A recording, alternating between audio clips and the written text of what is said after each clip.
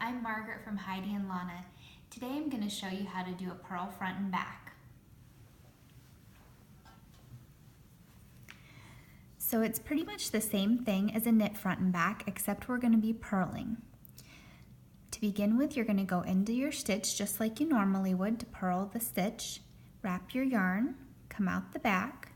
Now without taking the old stitch off, you're going to come around to the back and go into the back leg of the stitch. Like a purl stitch again, we're going in the same direction. Wrap your yarn, come out the back, and then you can slide the old stitch off.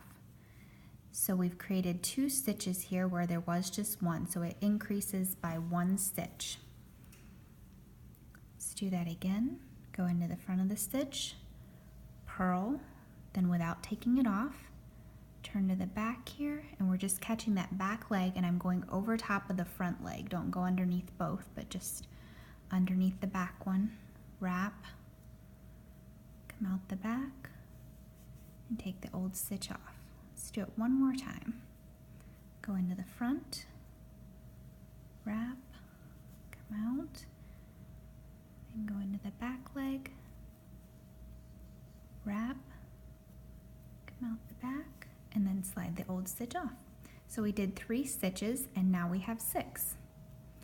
Thanks so much for watching. You can find me on Ravelry, Instagram, and Facebook under Heidi and Lana. Happy knitting!